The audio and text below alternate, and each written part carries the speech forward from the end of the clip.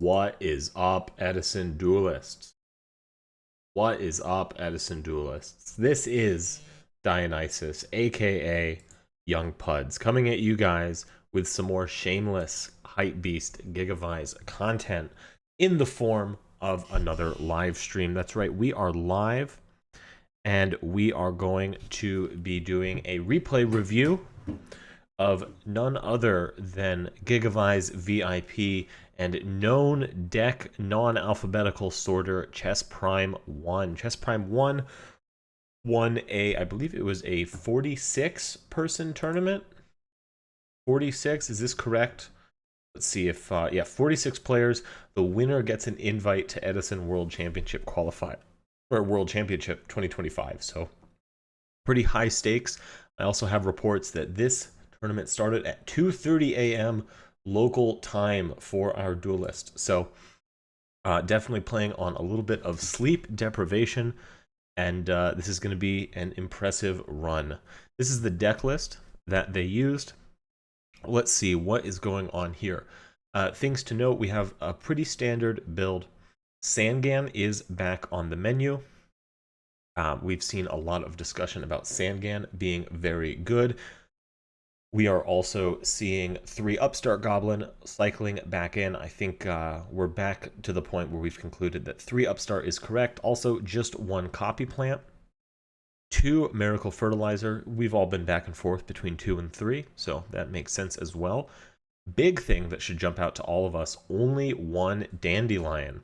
This, not gonna lie, folks, this seems absolutely crazy to me. This seems crazy to me, but hey, it worked for Chess Prime. So what else do we have going on? 3 Phoenix Wing Wind Blast. Chess Prime 1 has always been a Wing Blast enjoyer. The 1 Bottomless making its way into the main deck. That's a little spicy.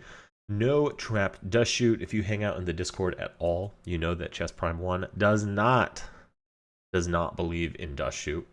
And hey, maybe this is the tournament to prove it. Trap Stun is also making an appearance here with 2 more copies in the side deck. Seems pretty good. Side deck, speaking of, we're maxing out on DD Crow. That makes sense. Very good counterplay option for Forgs. It is very, very difficult for Forgs to go ahead and beat us if we have a DD Crow to stop their avarice. I think every line that Forgs have to defeat Gigavise does require a DD Crow. And then we got 2 more Trap Stuns. We have Light Imprisoning Mirror, just the 1 Book of Moon, and of course we do have the UFO Turtles, which is a very cool side deck idea that I threw out, and I'm glad to see it got picked up and really explored more by some more competent players than myself. Explosive, this was a 46-person tournament. It's an online tournament. So, you know, the naysayers will definitely say, you know, less than 50 people, online, inconvenient hours for NA, but hey, you know, we still got there. So what can you do? Anyways, let's go ahead and start looking at these replays. What do you guys say? Shall we stop wasting time and just get going? I think so. I think so. Chess Prime 1 is offering to come and hang out, but I'm just gonna yap. I'm going to I just want to look at these replays, and maybe we could have you pop on. I don't know if you're even in the chat, dog. Maybe we could have you pop on after we look at the replay reviews. If you guys are looking for Chess Prime's perspective on these matches, they did type up a fantastic tournament report, which is, in fact, in the Gigavise Discord. Link is in chat. Feel free to join and hang out. I'm seeing some Greek. Do we have a Greek viewer with us today? Shout out Hellas, #1 country in EU. How about that? What's up, Beach Dude? You are just in time. We are going to jump in and start looking at these replays. However, you guys know we got to keep an eye on the dot. The dot is yellow today. We had another long period of blue. So let's keep an eye on that. Let's keep an eye on that. And now it looks like maybe we could be getting into some red situation. This is the 2nd day in a row where we've seen this very long period of blue which looks like kind of just before sunrise on the East Coast. So this is definitely something to keep an eye on. As always, we will be strongly interpreting the dot. But let's go ahead and see what happens. I'll admit, I only skimmed Chess's replay or tournament report, so I'm not 100% sure. I think I'm just going to kind of go and talk about what maybe I would do, and then we'll see what Chess is going to do. So we've won the die roll, off to a great start. I'm firing both upstarts, seeing what we dig up. This is absolutely fantastic here. Let's see. You have a lot of good options here. You could do something like Gold Sark. Yeah, I think what I'm doing here is I'm going to go Gold Sark for Lonefire, Hidden Armory for DDR. DDR, discard Dandelion, get 2 tokens to bring out Lonefire. Lonefire attributes itself for Gigaplant. Super Solar, the other token for Copy Plant. Copy Plant and token, make Power Tool Dragon. And maybe put a Titanial on the field, and then you still have Nettles and Lonefire Blossom in hand. Let's see what Chess goes for. Lots of options with this line. Lots of things that you could be doing. And, yep, okay. So that's exactly what I said. Milling Gigaplant is kind of nice. And there we go. Bringing out 1 of each fluff token, a very powerful power move you can do to kind of assert dominance over your opponent. You're going to say that, hey, I've got the time to click this extra token. And what are you going to do about it? So Power Tool Dragon is going to go off. We're going to get that guaranteed Supervise. And I would assume now we're just going to go right into Titanial. Makes sense to me. Think it makes sense to you guys. What's up? What's up, Frank? Assuming that's how we're pronouncing your name. All right, so Solar Recharge is going off. We're drawing a dead Trap Dust Shoot, and then Lumina pitching Plague, getting Lila. This is pretty good. There are worse things that you could be doing, especially getting that Honest going on. Aggressively using the Honest. I don't know if I agree with that from her Lightsworn player here. But that seems all right. So we're going to use Lila to pop the Supervise, and that's going to get us a second Gigaplant on the field. So that feels like an absolutely huge mistake to me. I don't know, guys. I think you probably want to like maybe even use the Plague Spreader, like put a Cataster on field, and like go Cataster over the Titanial, and I mean, clearly we're in a very winning position regardless, but I kind of hate what this Lightsworn player did. So here I imagine we're going to Power Tool and let's see, does 66% round up to 100%? It certainly does not. We get the Mark of the Rose. That's probably fine too. Oh boy, this is a bad sign. We're explaining how the randomness works. I gotta say, I used to have to do that all the time, but now not so much. That Trap Dust Shoot turns out it is going to be live, but that's ultimately not going to be the biggest deal in the world. Geez, I don't know. I mean, wise to take the time to think. I'd say probably here we just Mark of the Rose, steal the Lumina, normal summon a Gigaplant, bring out I don't know. You do an Armory Arm, but I don't know if we're getting game this turn. So yeah, it looks like we're just going for Titanial. And we're just going to aggressively swing in with everything, preserving the Mark of the Rose. And that is going to be enough to get our opponent to scoop. So very nice game 1. Let's see how we handle game 2. We have a breaker coming in. That makes sense. We're expecting Lightsworns to have Royal Oppression. This is something, when I play against Lightsworns, I'm usually putting in my MST, my Twister. So a breaker makes a lot of sense here. Here the opponent has sided in Royal Decree. This is another questionable decision. I don't think, like especially like let's look at what we lost to from the Lightsworn player's perspective. In game 1, we lost to all these monsters. So why are you putting Decree in? It just doesn't make any sense to me. Wow, we have Heavy Storm, we have Trunade, we have Breaker, lots of backrow hate, and Trap Stun to boot. So this is going to get us pretty far. I think we're just going to Breaker, yep, pop the MST, and run over the Plague Spreader zombie. Put that Trap Stun down.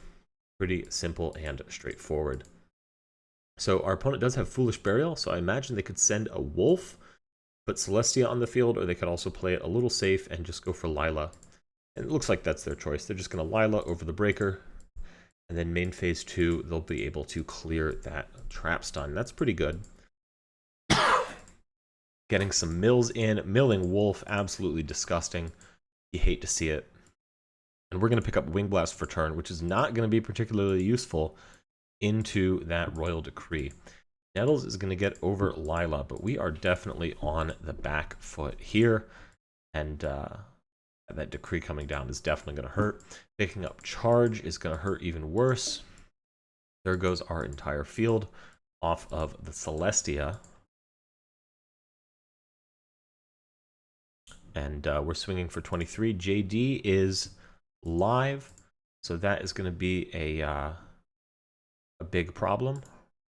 And the replay has broken because it says it could not account for heavy storm. Sorry about this, folks. Let's see if we can fix this replay. Go right to next game, hit fast forward. Was it because I was looking at the graveyard? Looking at graveyards while things are going on kind of messes up with the client, I've noticed. Okay. Yep, we saw all this. We saw all this. Here comes the breaker. And then here comes the Lila. How are we doing, guys? Really wish these yeah, Outback Yu-Gi-Oh! Gigavise won a 46-person Edison World Championship qualifier tournament. So pretty impressive. Nice to see that first place finish for Gigavise. Always elusive. I think this is the biggest tournament we've seen Gigavise get first at. This is kind of, you know, halfway between a locals and not a locals. So definitely progress, upward momentum. I think it's going to be Indianapolis. It's going to be the NAWCQ that really gets us there. So we've drawn a light imprisoning mirror. We're heavy storming to clear the decree. He does have dad, but I'm seeing 5 darks. That's tough. That's tough. That plague spreader zombie can be removed, but the other 4 are pretty firmly in there. Now he does have the JD. It is exactly time for the unfaithful to get their act together and start believing in Gigavise. Nothing could be more true. Here comes Black Rose, which is, that's wild. That's very aggressive. Following up with the JD. And then 3,000. Why not just charge? Also, what happened to the dad? I don't understand. Yeah, the dad got top decked. That makes sense. Okay. Foolish Burial. Wow, milling both Honests. I really think you want to charge of the Light Brigade there. I mean, like, we lose anyways. We didn't get anything going, but, like, why not just charge to, you know, to just have an extra normal summon? Unless I'm missing something. The Celestia was already on the field. This is a fantastic hand. And we are going to go through the entire tournament run. So we're going to see exactly what happened. So this is a pretty hard hand to lose with. Let's go ahead and see how it plays out. Dandy, summon 2 tokens. Makes sense to me. Super Solar Nutrient for the Lonefire. Tributing the second Lonefire for Gigaplant. Going Supervise on Gigaplant to bring back the Lonefire. Going for Copy Plant now. Getting a Power Tool Dragon. I don't know about putting the Power Tool in defense. I think against Lightsworns you want to put it in attack, because this card called Aaron exists. But it really doesn't matter all that much, folks, because we are in an absolutely commanding position. Here comes Stardust. Here comes Gigaplant. Normal summon the Gigaplant. Second Stardust even. And then we're up starting. So really, really good shape. Doesn't matter that we put that Power Tool in defense because we ended up synchro summoning with it. I like this. Double Stardust is very, very difficult for Lightsworns to get around. This is round 1. We are looking at round 1.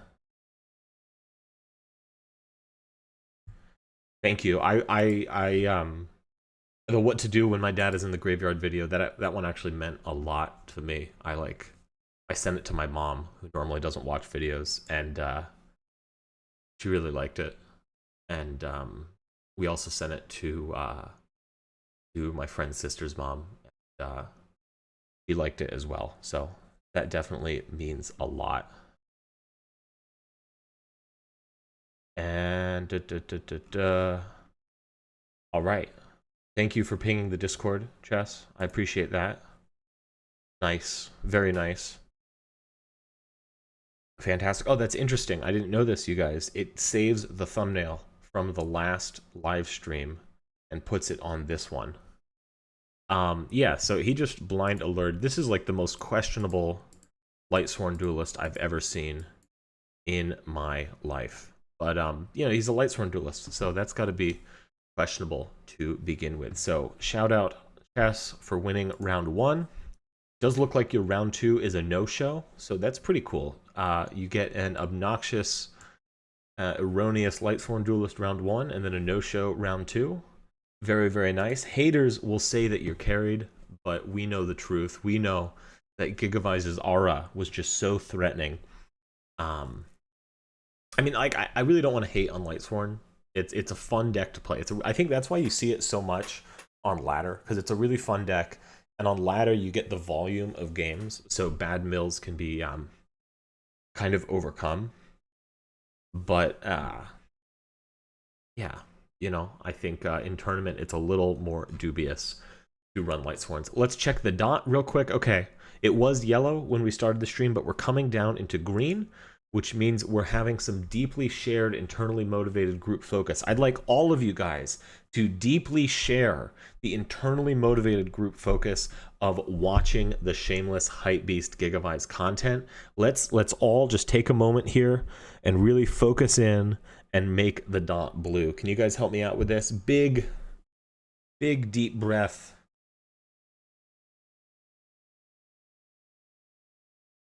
Make that dot blue. Come on. All right, we'll check back in with it in a little bit. And remember, we are going to be strongly interpreting the dot. True Party King, the dot, what it does is it is something to strongly interpret and make wild speculation about.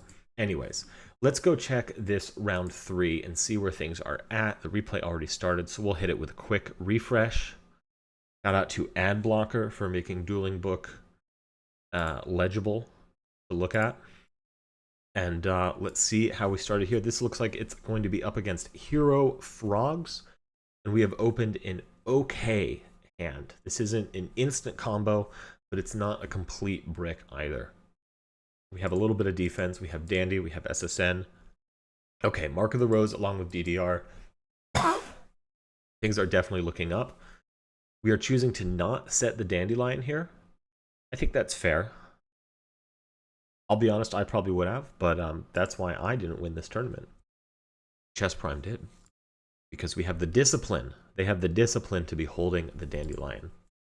Anyways, here goes some frog stuff. I hope you guys don't mind. I'm going to hit fast forward while the frog player cycles through their entire deck, ending on Unifrog, Dupe Frog. All right. That certainly is a choice. No heroes live. Miracle Fusion's dead. What's our set? It's Mirror Force. Okay. So I gotta say, I think this Unifrog, Dupe Frog, this is pretty telegraphed that this has to be like a Mirror Force, right? I think that's a pretty easy round to do. That is the frog board of all time. That absolutely makes sense. This is a 10-round tournament, including finals. Yes, 10-round tournament. All right, so we're picking up Heavy Storm. That's pretty good. We're just going to pass. We're going to take another 400. Very nice. Very disciplined, continuing to hold the Dandelion. We know that Caius and Ryza are potential threats, so it makes sense to play around that. We're going to hit an Armory and go ahead and pick up a Supervise for turn, and then we are going to hand size discard the Titanial. All right, I was wondering if we would do the Dandy or the Titanial, but I think that makes sense, because right then we can Mark the Rose to steal some, well, Heavy Storm, no matter what happens, and then we Mark the Rose, steal something, banish the Titanial, DDR, discard the Dandelion, bring it back, Super Solar with Supervise, so that's going to be full combo. So I'm anticipating that we're going to win on the next turn or very soon because of that Gores. And look at that, that's Lonefire Blossom. So now we are really, really in good shape. What line am I taking here? I think I'm just gonna go, if it's me, I'm probably going like a low committal Lonefire into, just not even into the other Lonefire, just into Gigaplant, and then supervise for the Titanial and clear both of the frogs. And then we still have like infinite gas with SSN, DDR, Mark of the Rose, Dandy in hand. Let's see what chess does. Not that. Okay, instantly, right away, we're overlaying the Dupe Frog and the Unifrog, trying to make a Gachi Gachi Gantetsu on our opponent's turn. That is not a legal play. Let's see here. So Dandy's going to activate. My mouse is having trouble, you guys. I apologize. My goodness. All right, Dandy activates. We get our tokens up. SSN for Copy Plant. And then we're going to make Armory Arm. Okay, getting the Dupe Frog off the field and denying the search. Gigaplant effect is going to go off, getting us Nettles. We go into Blackroot Drago. Here comes the Gigaplant. Armory Arm on the Gigaplant. And then we are going to swing. And this is game through Gores. Yes, it is. Very nice. Very good line. Absolutely fantastic. Super, super good. Yeah, so my line was absolutely not it. And that was a very nice kill through Gores. Very, very good. You guys should take notes of that. I didn't even spot that. See, I'm the inferior duelist. This is a fantastic error.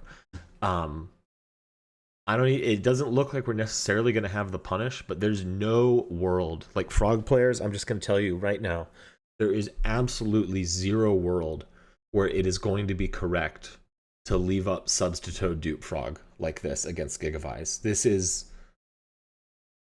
so atrociously bad. That's all I have to say. Like, that's just terrible. And now we drew into the Gold Sark. So now we really do have the potential for the punish. Yeah, like actually crazy here. Okay, so we're just setting the Copy Plant. Makes sense, because then we can do some crazy stuff if we have Fertilizer in the mix. And let's see. All right, here comes Unifrog. Here comes Miracle Fusion. Oh, there is an evil guy in there. There is an evil guy in there. We're just going to go for big Ab-Zero. Is that really our plan? Looks like it.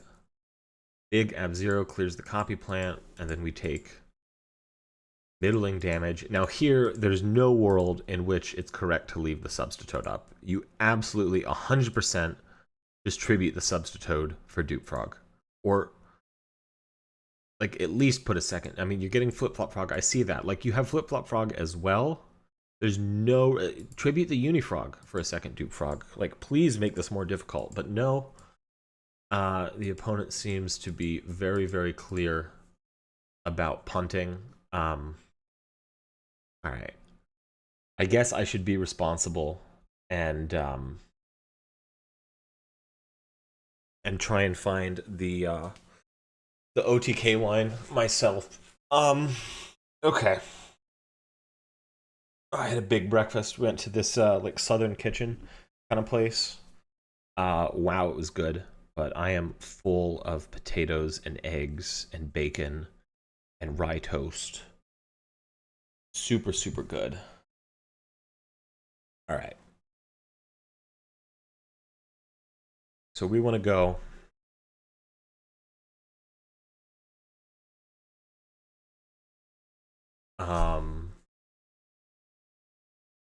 at 8,000. We can steal that Ab-Zero, which is still going to be at 4,000 attack for us, right? Yeah. Is it just DDR, discard SSN for Lonefire for Gigaplant, normal summon Gigaplant, summon Copy Plant? You would do Lonefire for Lonefire, so there's two Lonefires going on. And then make Black Rose put Dupe Frog in attack position, Mark of the Rose, banish another Lonefire, DDR to bring it back, go for Titanial, so then you just have Black Rose Dragon, Ab-Zero, Gigaplant or Titanial or whatever into Dupe Frog. I think this is like the easiest possible. Like I thought this would like take a second, but that's crazy easy. I'm sure we're gonna spot this.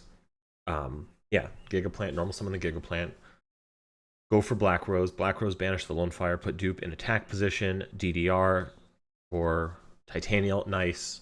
Mark of the Rose, steal the Ab Zero. Yeah, that's your opponent through. Like I think we were still winning this match pretty clearly. Obviously, this is a great matchup for us, but leaving Substoad and Dupe Frog up is like, that's crazy. That's like that's actually like a disgusting throw. It's so gross. But yeah, good job spotting that line. Very nice. Let's check on the dot. Very good, you guys. Very good. I see we're locking in. I see we're focusing. We've got the dot into green.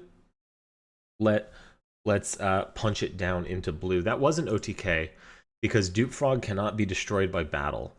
So as long as Subtoad is up, the Dupe Frog is just in attack with 0 attack. And you just attack over it with 24, 28, and then the Ab Zero is at 4,000. So very nice. Undefeated 3-0. Super good. This is going to be now round 4 against Duelist Infinity Soul, who is going to be on Vayu. And let's see how we start things out. Very nice. Lonefire Supervise and Foolish Burial. No need to complain about that. Starting off with the Foolish. You love to see it. Get our Dandy tokens up. I really like the 2 different Dandy tokens. That's really a power move. I can't emphasize enough how strong that is to be doing.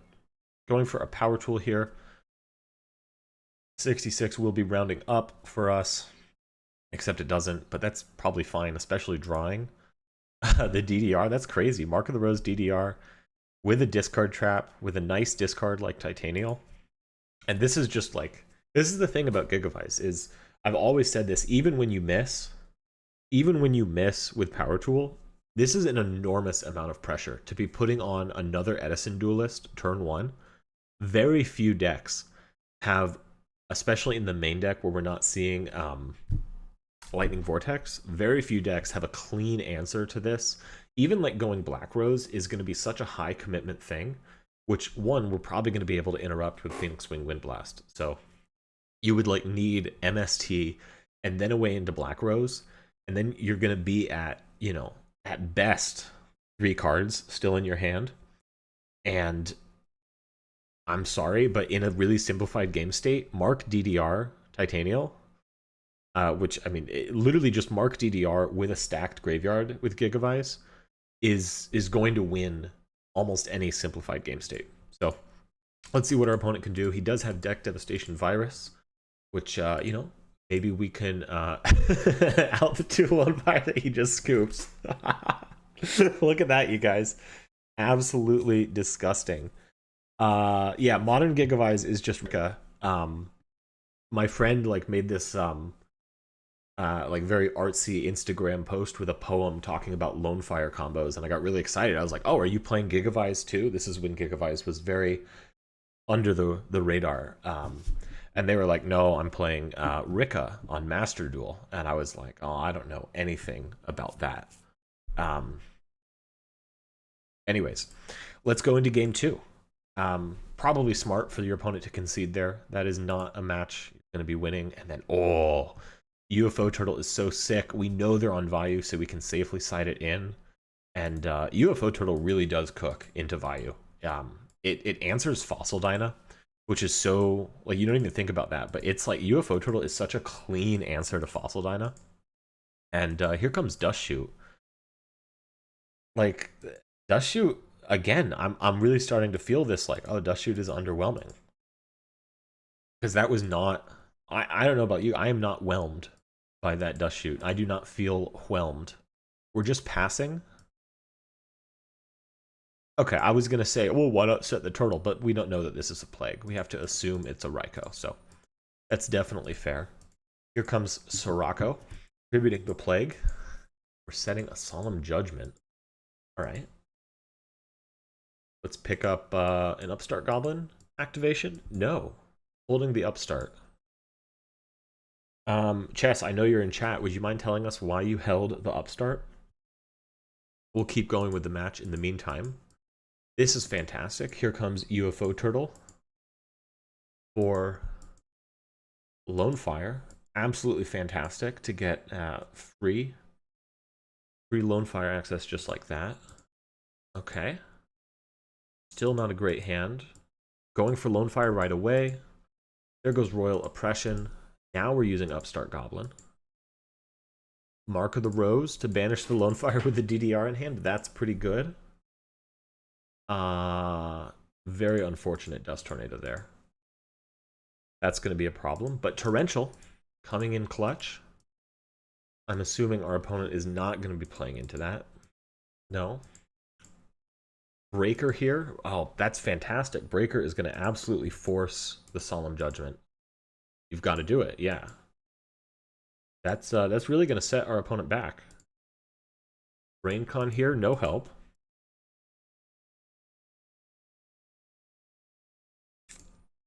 I mean, we can just... Oh, now we have Mirror Force too. It's fantastic. Yeah, set the Nettles, set the Mirror Force.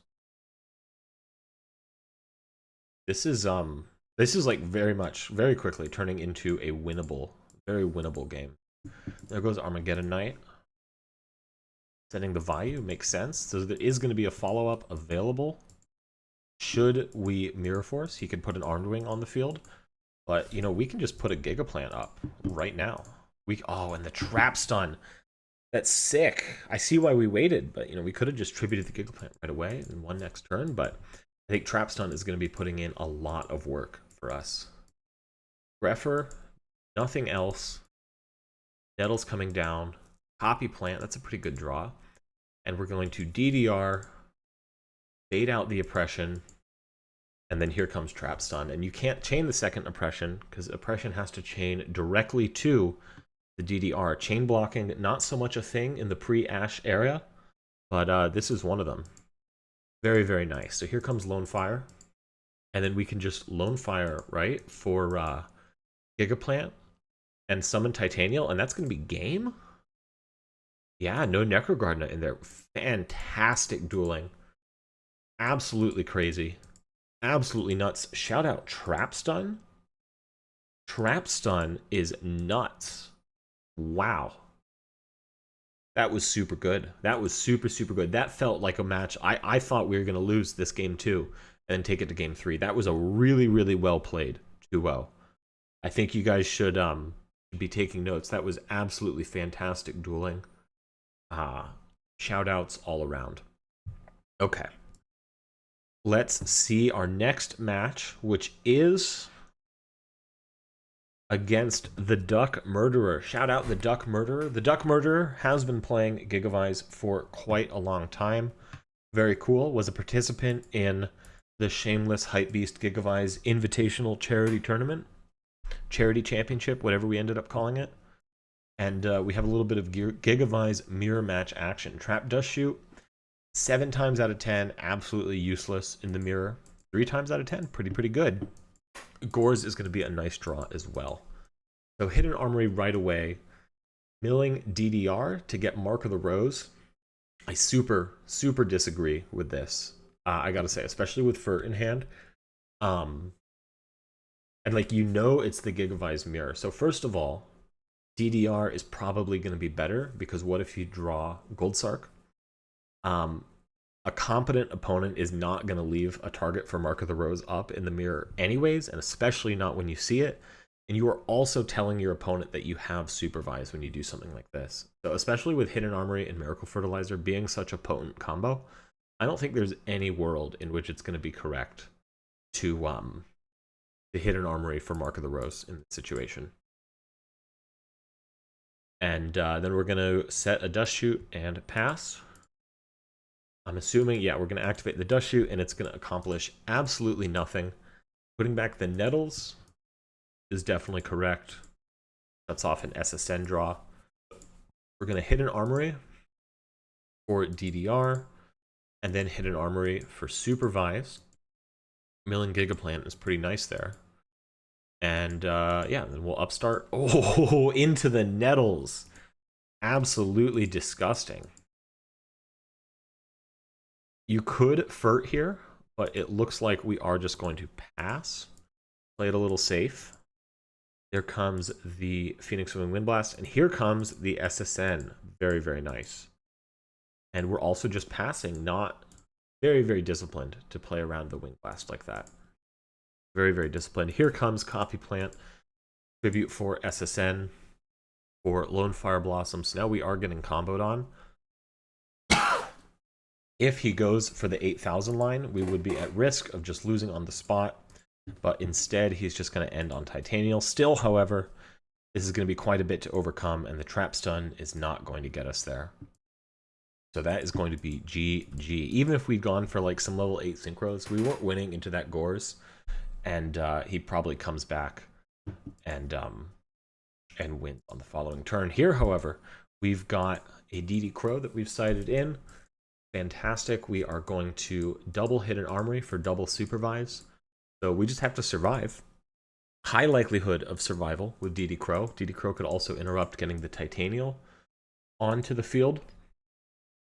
And then we're in a very good position with Lonefire double Supervise. Here we're seeing Hidden Armory for... Okay. Yeah, no, I was going to dispute that, but we have the Mark of the Rose. So DDR is correct. I'm assuming Duck Murderer is on AAU. I know that we are not. No AAU to be found here. But let's see if we can win despite that. And, all right, here comes Lonefire for Gigaplant. And then we have Supervise. And we don't know the Titanial's in the hand, so you probably chain DD Crow here on the Lonefire Blossom, right? And then he summons from Titanial from hand anyways. Looks like that's what's happening. That's really unfortunate. But that's not a situation that we can win. Yeah. There you have it. This is a rough one. Now it's kind of top deck Lightning Vortex or bust, and we don't have Lightning Vortex. Yeah, the side deck is rough into the mirror match. I'm sure it's really great in other situations, but this is a hard mirror match, and that's gonna do it. So GG, shout out to Gigavise for winning again. Very, very cool. You absolutely love to see it. And if you guys will excuse me, I need to get up for 3 seconds. We'll have a brief intermission before we watch the next 2 matches. Right? We have 2 more matches? 3 more matches? I think I only have 2 more linked. We'll figure that out. Okay, I'll be right back, you guys. In the meantime, what do we have for you? Maybe some Blood Dragon OST? Yeah, enjoy. I'll be right back.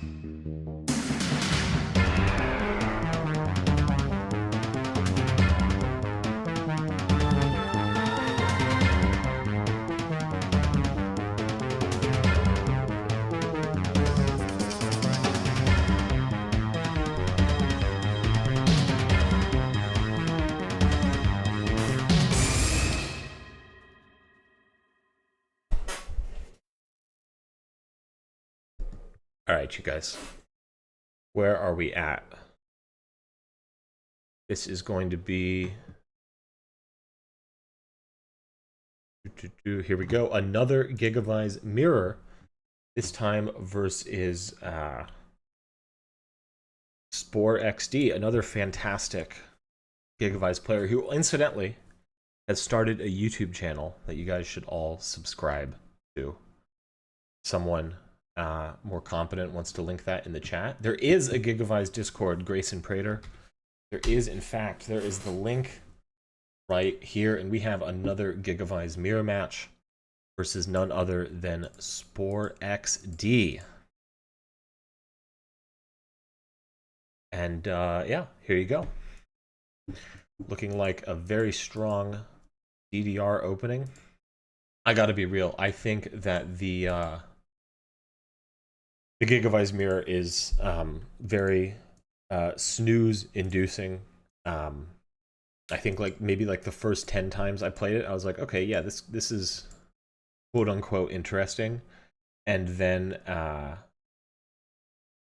it continues. Giga feels like a deck that loses so much in paper Yu-Gi-Oh. I gotta tell you, I feel like Giga is way stronger in paper. I think I lose way more online than in paper, because in paper, like, the level of like mind games you can play, the level of reads that you can get are just so much higher. And I think if you're doing that properly, because like Gigavise is such a fear monger's deck, you know, like you can really just like make your opponent scared when you're playing Gigavise. Oh, this is cool. We're trying to just remove the Titanial with the aggressive supervised commitment. You have to do it there.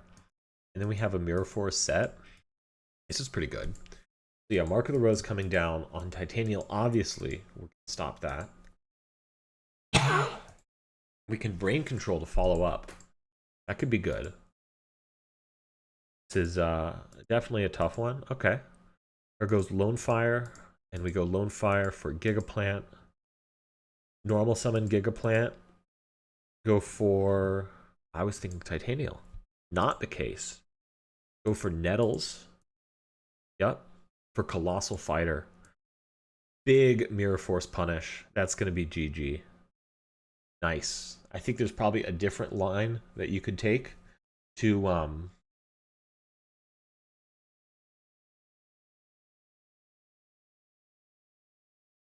win with that Brain Control, but I see why you go for Colossal there. It makes sense. It literally only loses to Mirror Force, and that's what we had.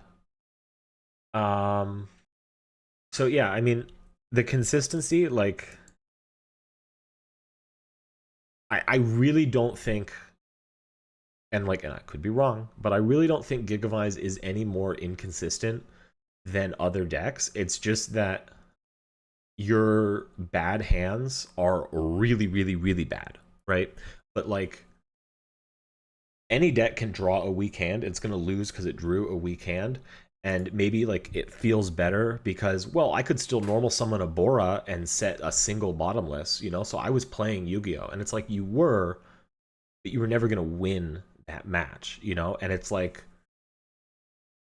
I don't think that's any different than like drawing a mid Giga hand. And then also like when you get the reps in with the deck, like Chess says there, it's definitely skill testing, and like you can play your way out of some pretty mid hands. This is a mid hand that we're looking at right now.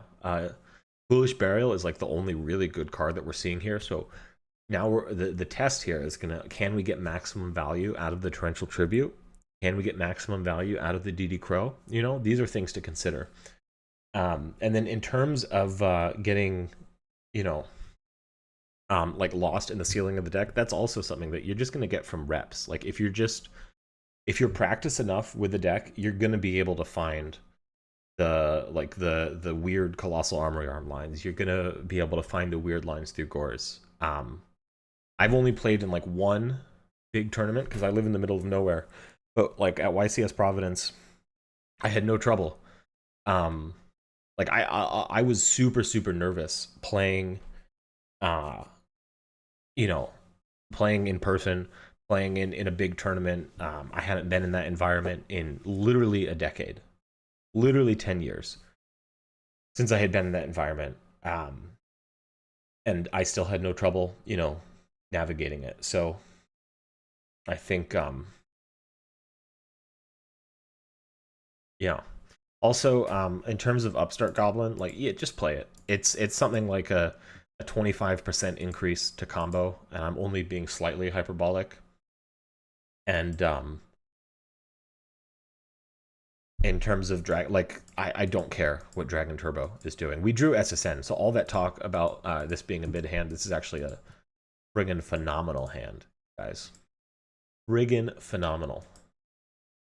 It's like a 3, yeah, so Upstart Goblin, it's like a 40% increase. Yeah. So then we go Lonefire and then Gigaplant, and then now we're gonna get hard punished by DD Crow. Right? No world in which you don't crow here. Obviously. At least we get the Dandy. And then, yeah, we have DDR. We just get to keep playing. That's pretty good. Not quite game, but that's a lot of damage. That's a lot of damage. Now that is, I know you guys see it. I see it. You see it. We all see it. And definitely should have discarded Crow. Definitely correct. But I see why you didn't. It's the classic, you know, you don't want to, like, Titanium, or not Titanium, Torrential feels kind of bad with a board like this. But also looks, I mean, we're getting Lightning Vortex here. And our opponent's getting tokens and has a Wing Blast and everything, but they also don't have anything going right now, you know? This is not necessarily it. Drawing a second DD Crow does not help much. Gold Sark is putting us on a clock. I'd love to be wrong. I think we're going to game 3 here. Gigaplant, okay. That is a card. That is a Yu-Gi-Oh card that we can draw. And no world in which we don't Wing Blast this, right? No, it goes through. Okay. Spore XD is just passing there. So I think you have to Wing Blast in standby phase, but consider the following. Consider the following. Spore XD could have, on his previous turn, normal summoned Copy Plant effect, copy Giga, right? And then gone for Power Tool Dragon. Gone for Power Tool Dragon to try and get a DDR, right? And it's like, even if you miss, now you have a Power Tool Dragon.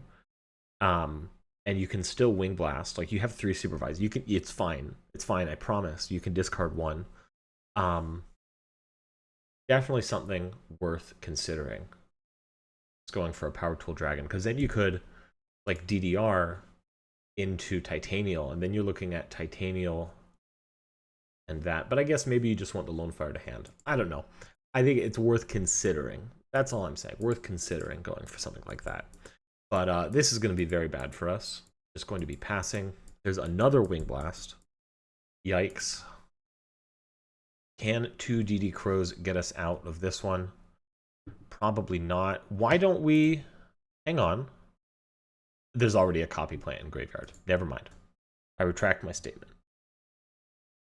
I retract my statement. I was going to say, why don't we double DD Crow on Lonefire Blossom? But no. So we're going for Stardust. And we are going to interrupt and DD Crow that Gigaplant. That's definitely maximum value for the Crow. Very nice. Drawing a Gigaplant. We knew that was going to happen. But I don't know about you guys. I'm feeling like everything is totally fine. And we have 11,000 life points, first of all. I think we're going to rip a backrow out and then a Mark of the Rose. So there's our Mark of the Rose. No world in which we don't hit an armory for the Mark of the Rose. Very nice. Get that. We don't not need another DD Crow here. And yeah, I think next... Oh, we're just going for it right away. Okay. Very nice. Stardust over there. Definitely there's a world where it's correct to Wing Blast. Mark of the Rose. Probably not. You know what would be good here, guys? Raigeki Break. Raigeki Break would have been crazy. Wanting to clear the SSN, so... SSN's already a dead top deck. He has 2 Lonefires in graveyard.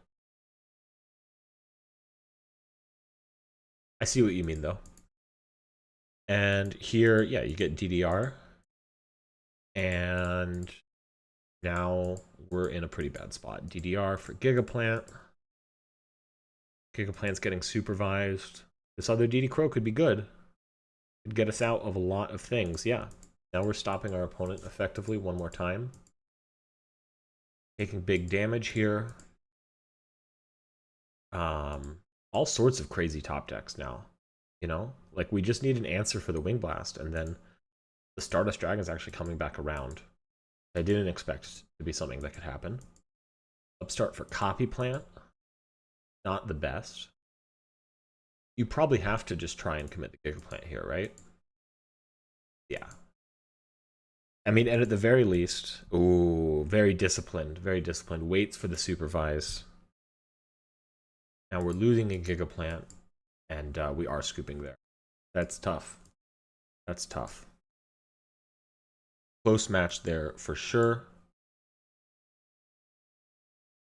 Absolutely for sure. Okay.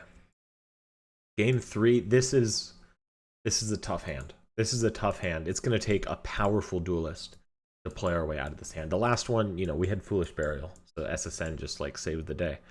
This is a rough hand. Setting Book of Moon, setting Wing Blast. Book of Moon's so good in this matchup. Here comes Upstart, getting us a DDR to go along with the Gold Sark. We have the world at our fingertips right here. This is crazy. I think there's a world, you guys. I think there's a world where we're not committing into back row. Maybe like we just wait a little bit for a sweeper here. I don't know. Obviously, we're not being punished for it, and Gold Sark for HA is pretty good. Playing around the Mirror Force, we're just sitting on Titanial.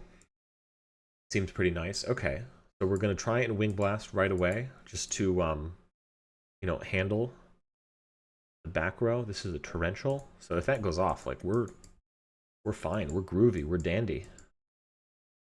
And then yeah, Gigaplant over Lonefire. Very nice. Very cool. Supervise. Trades with the Titanial. So now we're in a much more favorable position. Torrential's pretty good here, but maybe not good enough.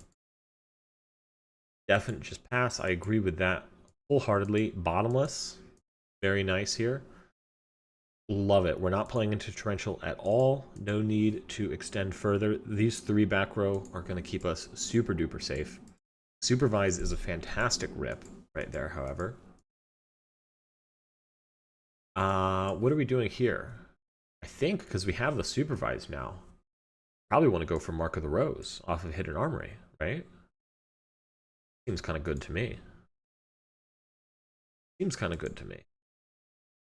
But it looks like we are going to go for Lonefire here. And then Lonefire, and do we chain? There's a world where you could chain Torrential here? No. Alright. And, ooh, playing right into the back row. Book of Moon with the hard punish. No more Gigaplants in graveyard. So now we're going to be Mark of the Rosing anyways. Yeah, I think you want to do that. I think you want to do that a little bit earlier. Alberto says that this is a marijuana deck. This is plants, but I don't know. I feel like if I was smoking weed playing this, I would be throwing even more than I already do. I don't know. I feel like if you're just playing with friends, and you are so inclined to be a marijuana user, sure, go ahead. I'm not so much of a weed smoker these days, but you know, I certainly dabbled in the past. Really funny story. I've debated about telling this, but this was a very long time ago. So I was at a Philadelphia regionals, and I had brought my girlfriend regionals with me. She didn't play Yu-Gi-Oh, but she was just like, well, you're not going to Philly without me. I want to come to Philly. And I was like, okay, but you're going to be bored. And big surprise, she was bored.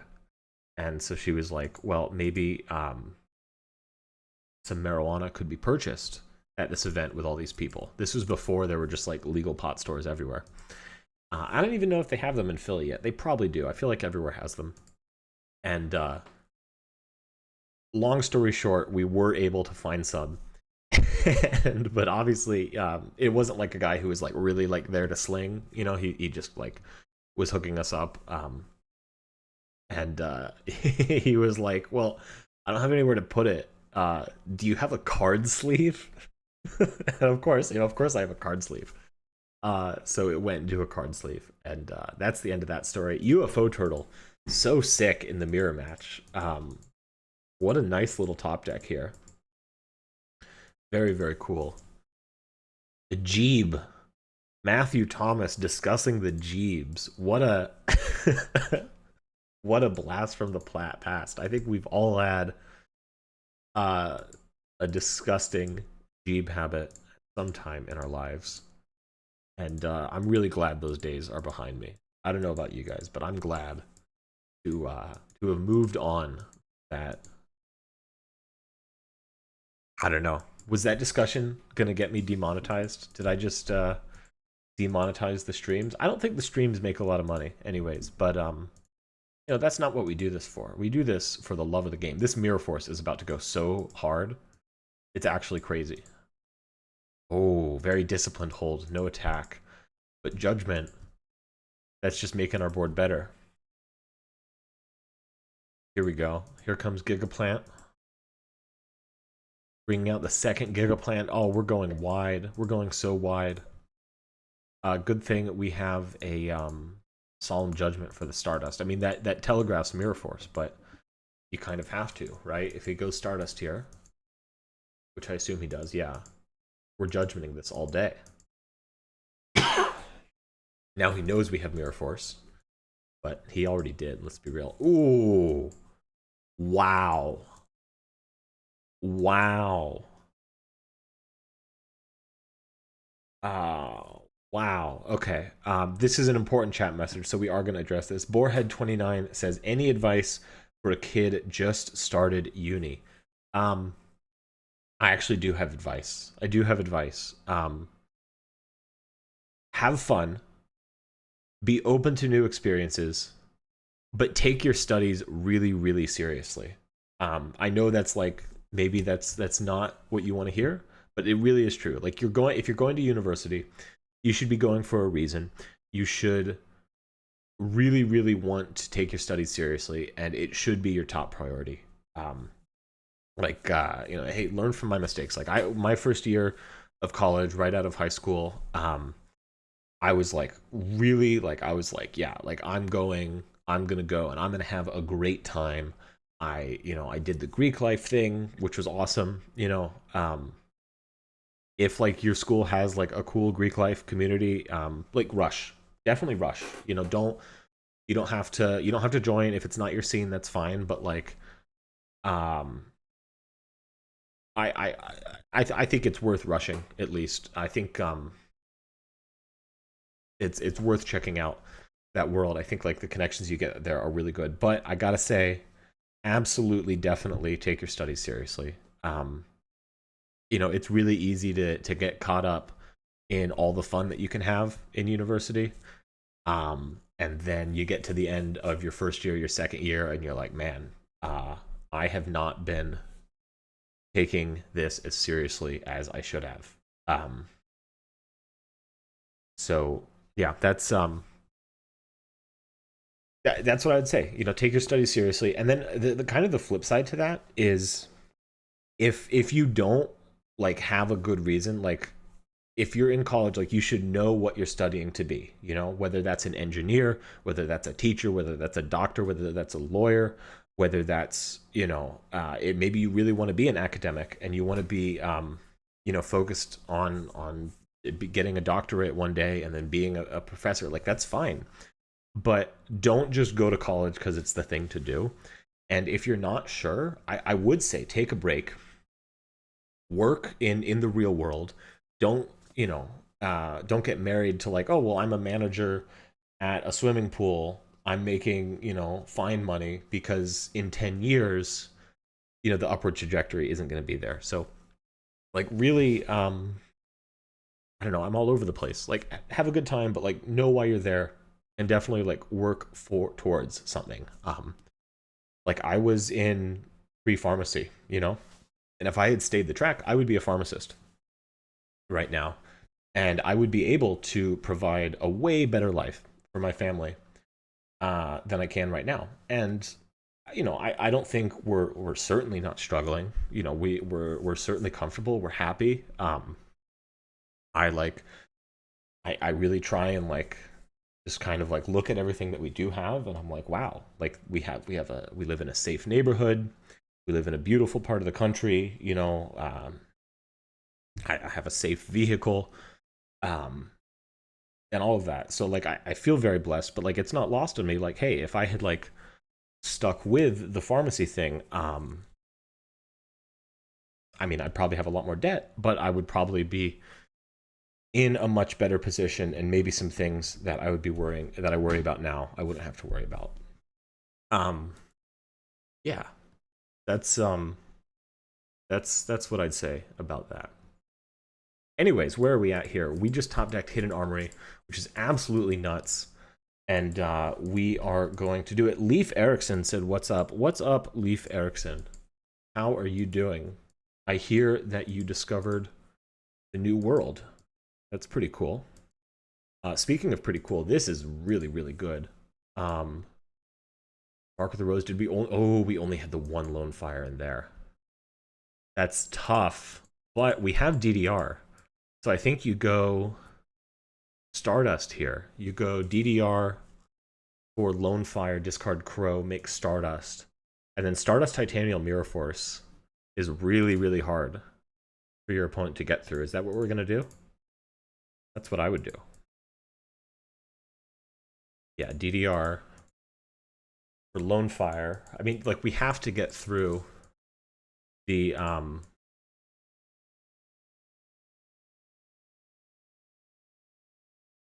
Catastor. The Catastor's got to go, and we've removed the Gigaplant. So yeah, this is pretty good. Big 28, and then Stardust comes back, and that is going to be GG. That was a sick match. That was a tough match. Very well done. Very, very, very well done. All right. I'm not sure if this is the correct match. Yeah, so I didn't have the round 7 versus GBs. So that's what this is going to be now. A little GB match against none other than Salamander. Tim Pontus. What is up, dog? What is up? You guys know Tim Pontus? Have you queued into Tim Pontus? Tim Pontus wrecks me with frogs every time I queue into him on the ladder. But honestly, guys, recently everyone's been wrecking me on ladder. So here we go, Gladiator Beasts. I see that we are opening combo going first against Gladiator Beast. So I'm going to assume that we are going to win. What's the Stardust Catastor interaction? If you attack Catastor with Stardust, Catastor's effect is going to activate and try and destroy Stardust. And then you can use Stardust's effect to negate and destroy Catastor. Yep. So Catastor can definitely be a problem for us. We have a lot of earth, winds, and fires. See what I did there? And Catastor is a nice way to deal with earth, winds, and fires. I'm going to put that into Google Translate. DNA. Thanks. You're welcome. You're welcome. I regrettably cannot read Greek, nor can I speak it. They speak it at church a lot, and it'd probably be cool if I knew what they said. But you know, I mean, they have the English translation available, so I can follow along. But yeah. All right, so here's Glads. I'm seeing a lot of these Stratos Glad builds recently. I don't know, is that like the flavor of the month that Glads are involved with? I guess so. Glads has Trap Stun and Book of Moon. We have Titanial and Solemn Judgment, so I think we can be pretty fearless here and just go for the win. I'm going to put it on fast forward because this is such a strong position for us. Yeah, Titanial negate. And then you totally go for the... Oh, we go for Nettles. Yeah, we have Supervise in hand. Oh my gosh, absolutely correct. Gigaplant. Go for second Gigaplant. Normal summon that. Go for Titanial. GG. This is what happens here. I think you activate Trap Stun if I'm this Glad player. Big mistake here. You activate the Trap Stun, and then your Gorza's life. Why aren't we doing that? Why aren't we doing that? I mean, I think this is a lost match. Like, I think we can all agree that you're not winning this one, but why do we judgment the trap stun?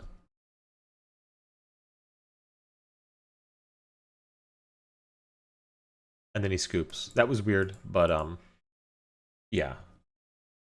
That was confusing. Thank you. I feel vindicated. Here we go. Game 2 against Glads.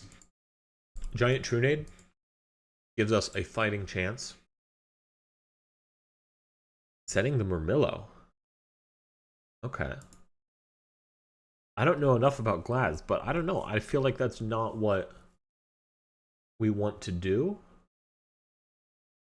Like, maybe isn't Summon Laquari a little bit better? This was the 46-man Edison World Championship qualifier tournament. I think it had a different name, but it was 46 people.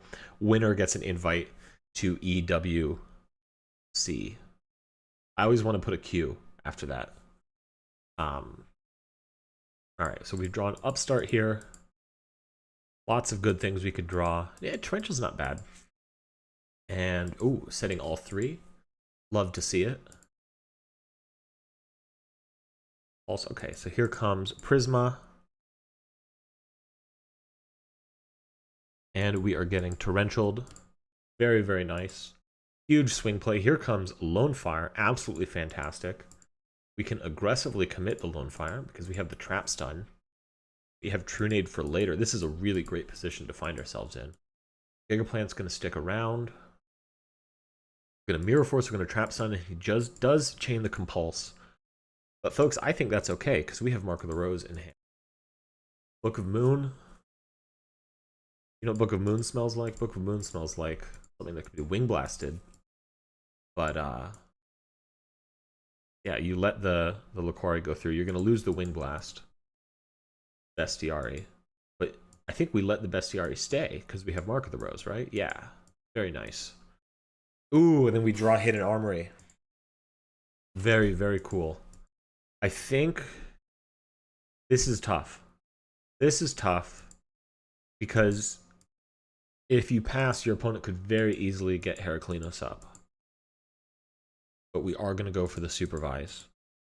And we are going to pass. Ooh, dangerous. So Secutor into Test Tiger. Incoming Heraclinos. Oh yeah, Secutor. Just getting it back. This is tough. This is tough. I understand why we did it, but I think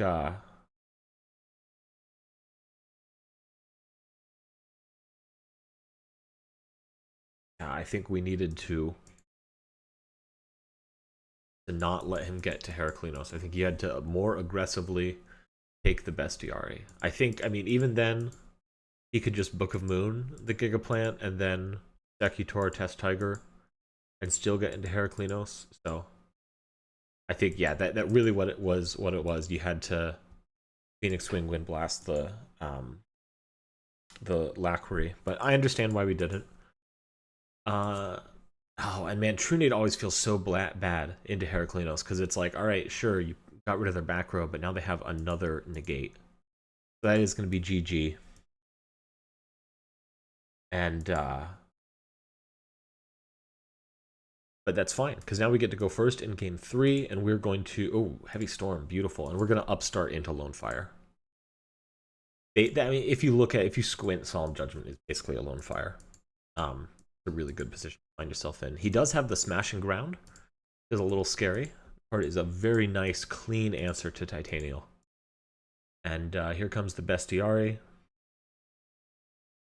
And that's tough. That's tough. There might be a world where you want to Solemn Judgment the Lone Gladiator summon, but obviously I see why we didn't. And he picked wrong with the Bestiari. So resets now. Very scary. But we just hit an armory for Mark here. Nice mill. Nice mill. Lonefire would have been better, but that's still pretty good. And then here comes Bestiari. So he's not going to be able to pop your back row because his Bestiari is in hand. So the Solemn Judgment is going to stick around. He's going to ready Ari, your Gigaplant. Now you can't use your Mark of the Rose, but you can use your DDR, and we win. Look at this. Very simple, very straightforward. Heavy Storm, Solemn Judgment, Solemn Judgment. Now he has 0 life points, and you have Gold Sark, so we can just Gold Sark for Lonefire, DDR, discard Mark, get Lonefire, discard Supervise. Okay, I guess. Are we playing around Hedgeguard? I think we're playing around Hedgeguard. Okay, I mean it's game either way. Very nice. Very, very nice. Plays around Crow. You're right. Does play around Crow. Better line. Good job. Very good job. All right, so then that was round 7. Next up was Losers Finals, which was supposed to be a rematch against the Duck Murderer.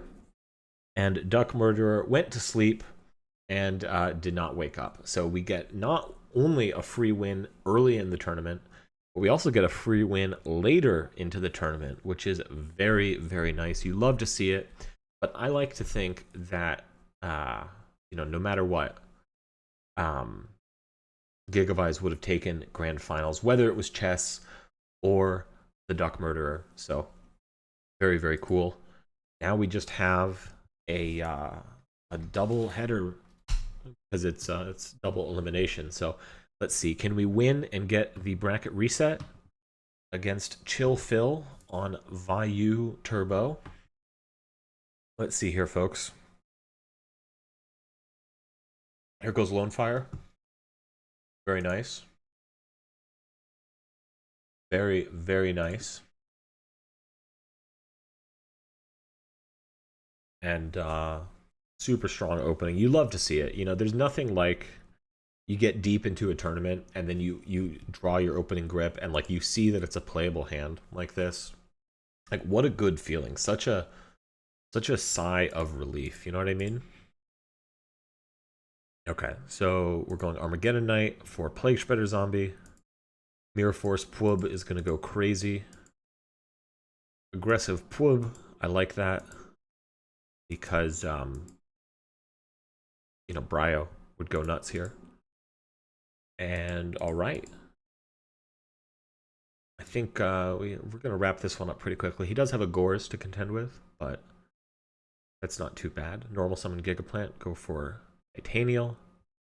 Stardust over the Armageddon Knight. Very smart. Not leaving a 2,500 token up.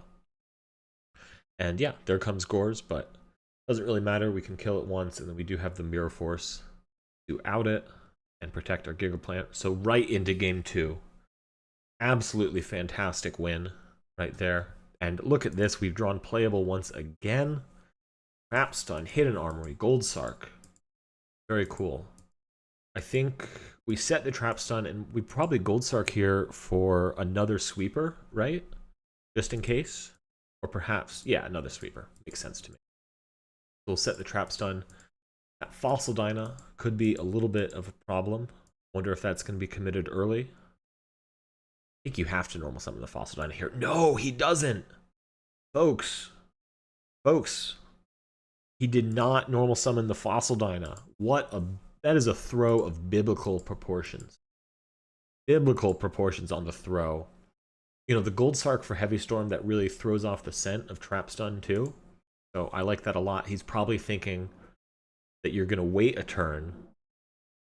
Okay.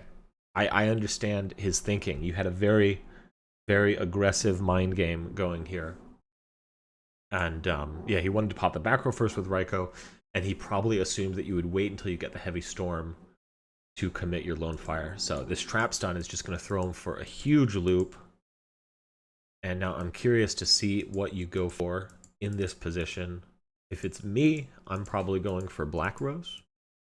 I don't know if that's what we're going to do. You contest the Raikous. Let's see here. Yeah, Black Rose. So the DD Crow is obviously going to go crazy and be pretty bad for us. But that is not bad either. Very good value. Nice simplified game state.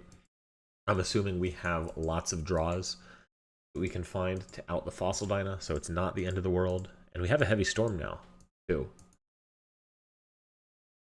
Very good. I think we're just passing here, though. No, aggressive Mark of the Rose on the Fossil Dyna. Very cool. Very, very cool.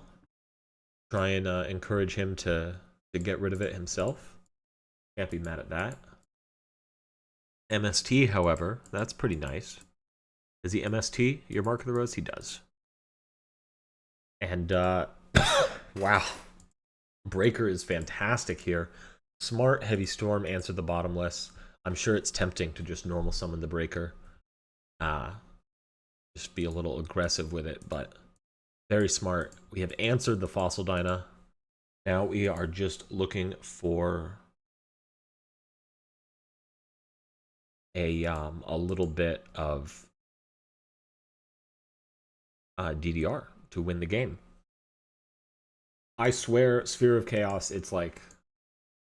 I think the main reason why I haven't started playing with it is because it's like a $40 card. And I would be in the doghouse if I spent that much on cardboard. Maybe if the channel gets a little better, we start making some crazy money. Crazy YouTube money. Then we'll buy some Spheres of Chaos and go nuts. DD Crow goes so hard into that Plague Spreader zombie. But we are needing a clutch top deck. But that's the thing about Gigavise, is there's like a billion cards we could draw. Yeah. Like literally a billion cards we could draw. And he's just drawing a Vayu. Ooh, Upstart. I love that. You're in a top deck situation and you draw Upstart, and first you're like, aw, rip. 20 each for Sphere of Chaos. Folks, buy your Spheres of Chaos right now. They are about to spike and go crazy. Me and Pontus are about to absolutely break the card. And then speaking of breaking cards, look at that. We just ripped a Miracle Fertilizer off the Upstart Goblin. Just as I predicted. Here comes Gigaplant. Here comes Supervise. Here comes Titanial. Very nice, very clean. And what is our opponent drawing? Absolutely nothing. Absolutely nothing. Upstart there.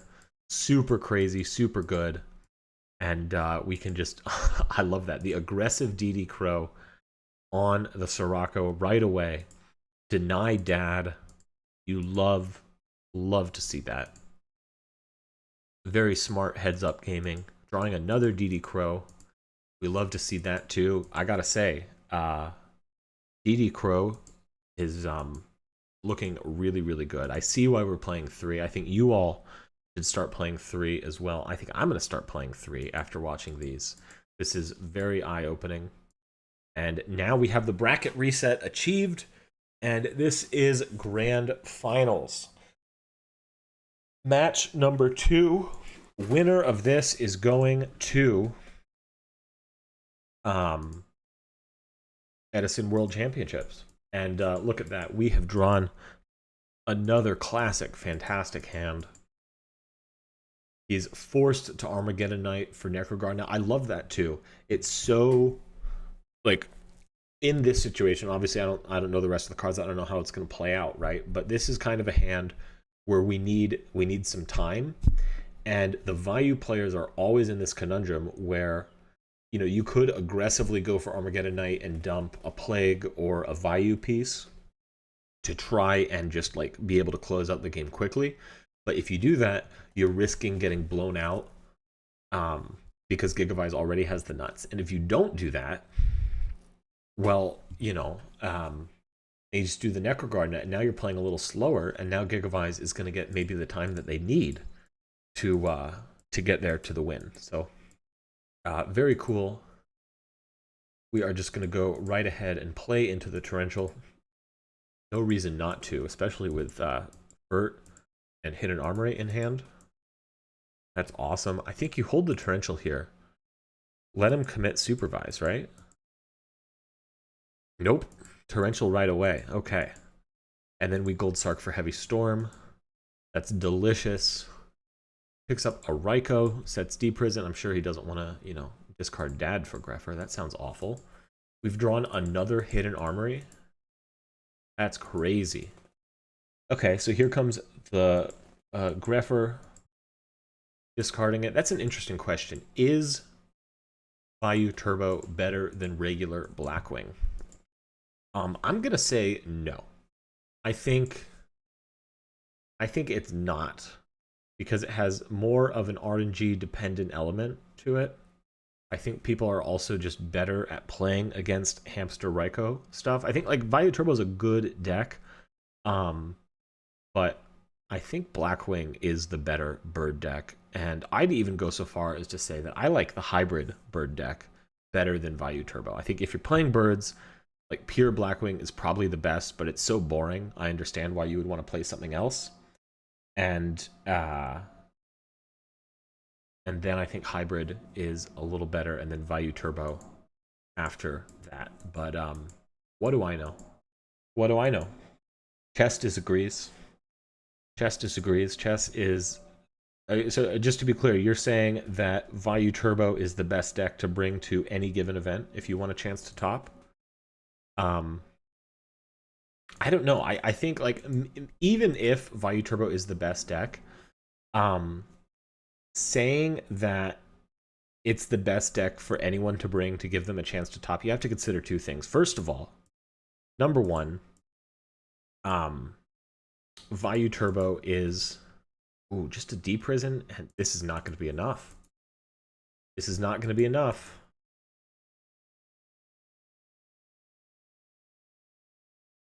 Foolish too? Wow. So do you use the Heavy Storm right away here? Let me finish my point. I think people are really good at playing against Vayu Turbo. And so I think unless you are also like really good at playing against people who are good at playing Vayu Turbo, I think you might have some trouble. I think something to consider is it like Vayu Turbo does really well in a lot of like especially the Konami tournaments. But if you look at that, I feel like it's mostly the same people doing well with Vayu. So if you're just you know, an unknown, if you're new to the format, like I don't know if you're going to be doing as well with Vayu. But that's just my 2 cents. A mid Vayu player beats most mid other player decks by virtue of the deck piloting itself. All right, maybe there's an argument there, but all of it's irrelevant because Gigavise is the best deck of the format. What are we doing here? I think we go...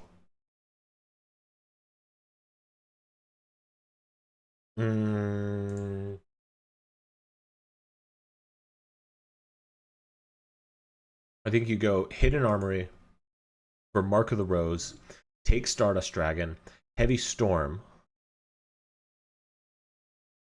to clear the back row, and then you do... Oh, there's Necrogardna. Never mind. Never mind.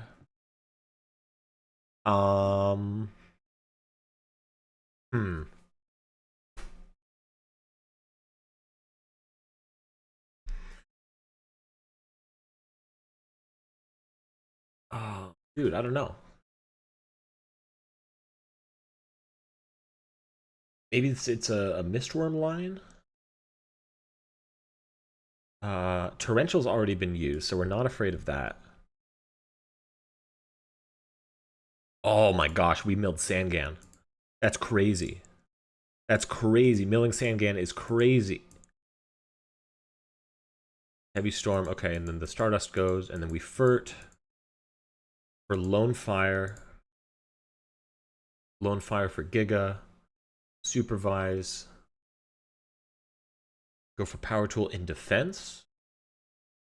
And we get our 66% rounding up. No, but that's fine because we milled Sangan, which is actually crazy.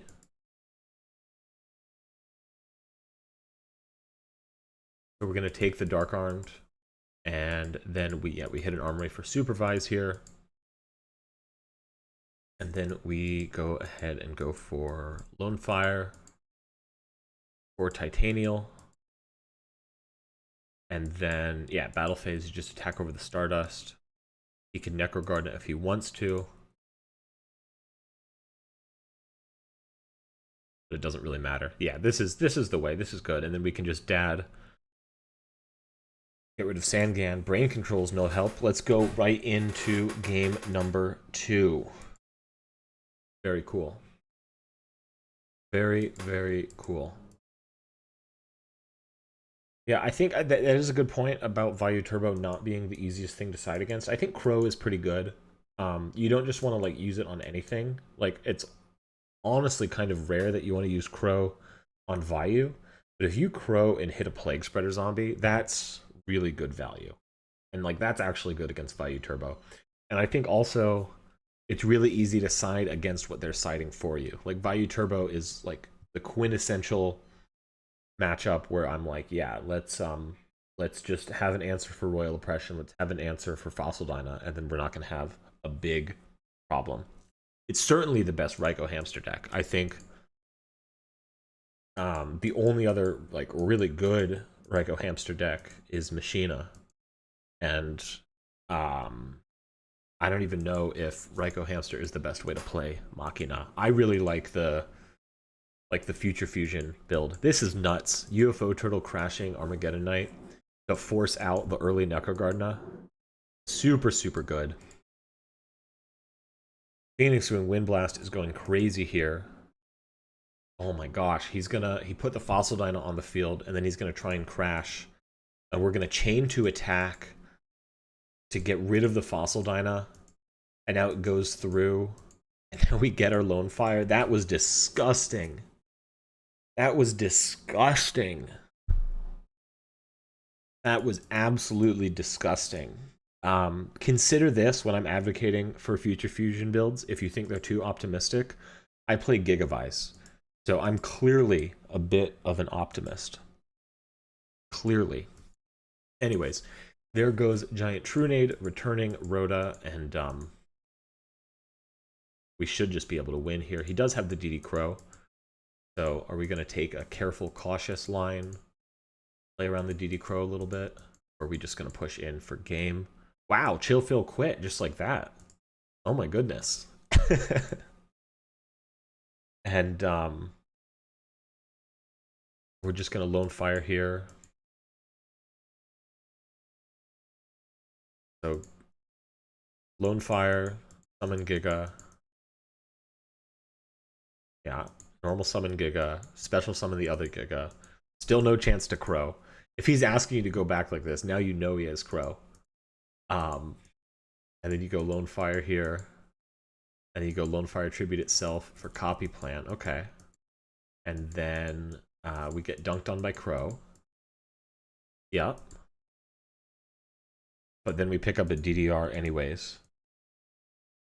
And I will tell you all about redo format and my thoughts on it after this match. So now we're swinging for 23 and 24.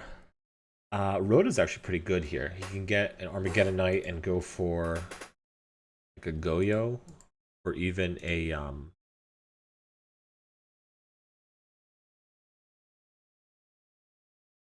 Brio. Fossil Dyna is a nice draw as well. But we knew that was coming. And I don't think it's going to be enough. So yeah, you definitely Armageddon Knight. You definitely go for Plague. I guess you just Plague into Goyo. But like, Goyo alone? No, okay, good. He did go for Brio. But you have DDR coming, and you know your opponent has DDR. And if he doesn't have DDR, he has Mark of the Rose, which outs the Brio. But Goyo sucks too. I think we're just completely winning, so it doesn't really matter, right? And that makes sense, not trusting him to not be bluffing you. Anyways, I think we win now. Here comes a Giga. Normal summon that, put Titanial on the field, and that is going to be GG. Very nice, sweeping the grand finals. Gigavise only losing to another Gigavise deck, which admittedly, I am sure that if we saw Duck Murderer's list, we could see that it is more equipped for the Gigavise mirror.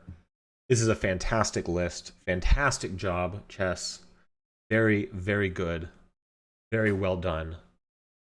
Let's take a moment. Wow, you guys, we almost did get the dot to blue. We almost got the dot to blue. Let's go ahead and I'm going to go up and I'll be right back. And I want us all to deeply focus on getting the dot to blue. And I'm going to come back and the dot's going to be blue. All right? And make sure we're strongly interpreting it. Thank you.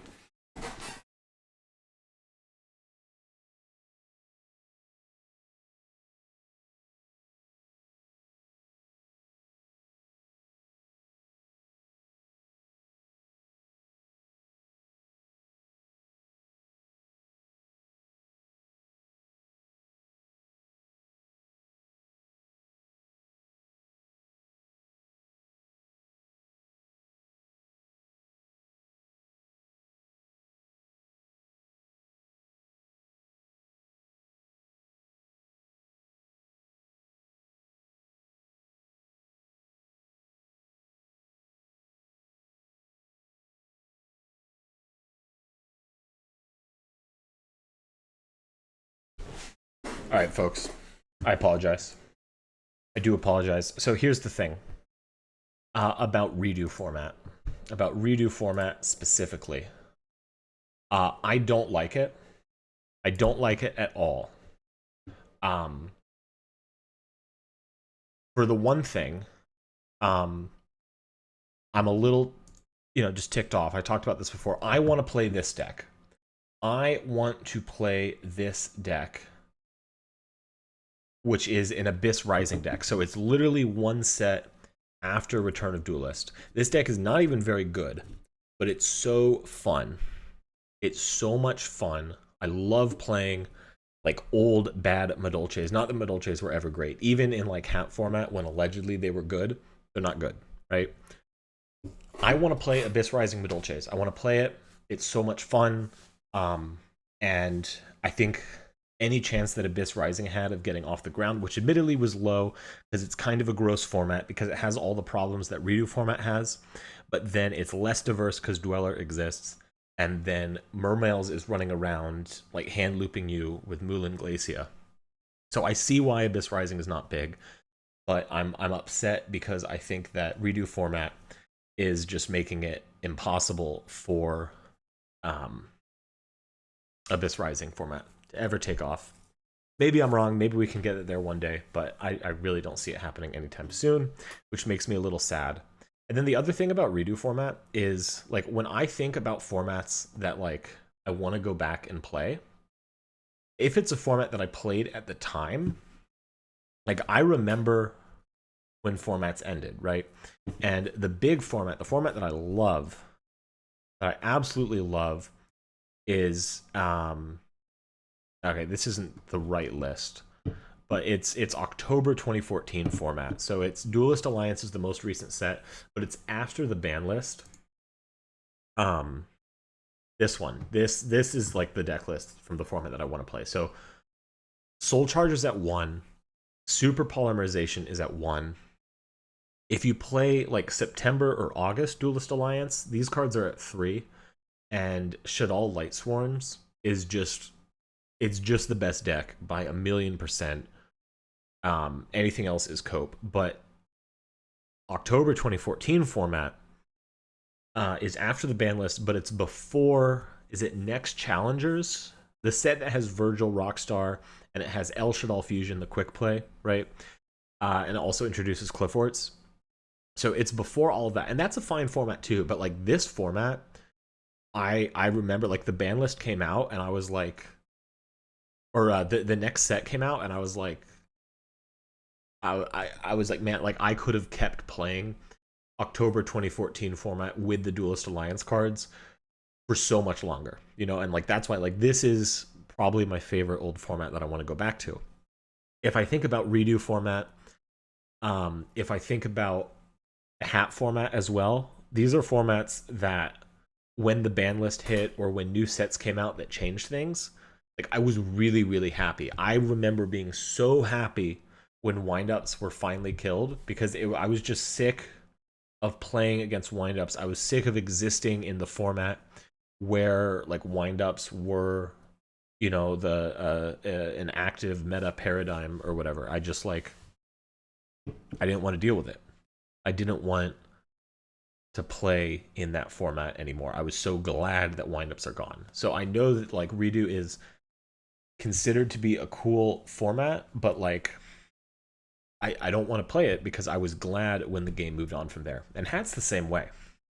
I'll go back and I'll play some hat sometimes because Gigavise in hat is a lot of fun and it's really cool. But I'll tell you guys, hat format was the first format to ever get me to take a step away from Yu-Gi-Oh! I started playing Yu-Gi-Oh! In early 2012. So order like right around when Order of Chaos was released. I was playing I started playing Yu-Gi-Oh! And I kept playing Yu-Gi-Oh! Competitively, going to as many tournaments as I could, playing as often as possible. I mean, usually it was just locals, and like I had like sporting events, so I couldn't go to locals every single week, but eventually I could. And I was like, that's what I wanted to do. I wanted to play Yu-Gi-Oh! And hat summer 2014, that was the first time where I was like, I don't want to play Yu-Gi-Oh! Like I was like, I'm just gonna step away. I'm gonna wait for a ban list. I was like, I was sick of the game because like hat is really fun when you start playing it, I think. But like you get into hat and it's just like there's a lot going on, but then it just ends up being just kind of I don't know who this person is that we're playing. If you're watching the stream, don't stream snipe. No, 2014.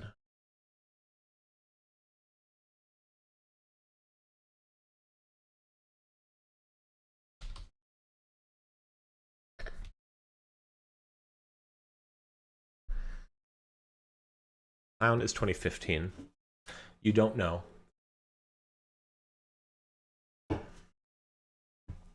I think he's playing Clown. Darn it, you guys.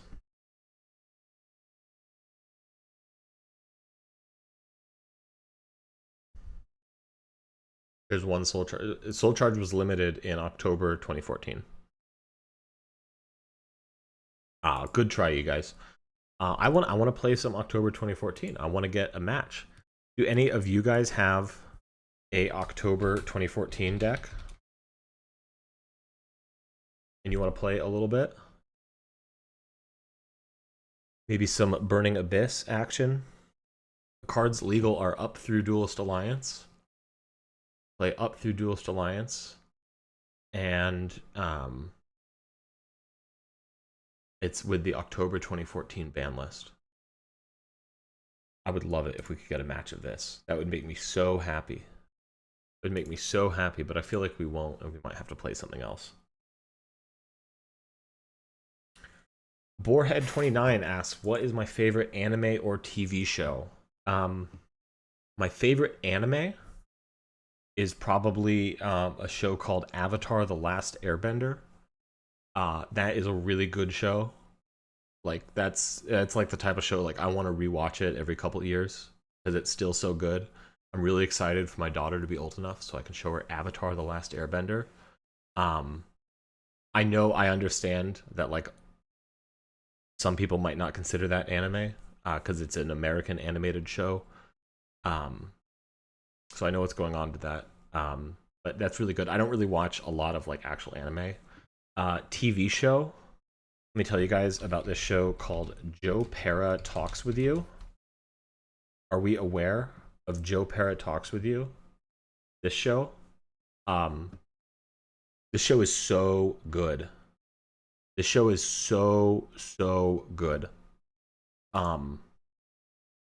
Like it's actually crazy how good Joe Pera Talks With You is. I discovered it. It was on Adult Swim, and I was in Dover, New Hampshire, and I was trying. I we had gone to this like cider place. There's like a craft cider place, super good cider. They didn't have any preservatives or anything, so it was just like super clean. Yeah, dude, Connor O'Malley is the best part of that show. You're hip, you know. Connor O'Malley, one of the best YouTube content creators. The dude is hysterical. Have you seen the one where he smokes 5,000 cigarettes for 5G? That's that's a good video. You guys should watch that if you haven't seen it. I digress. Sorry. So I'm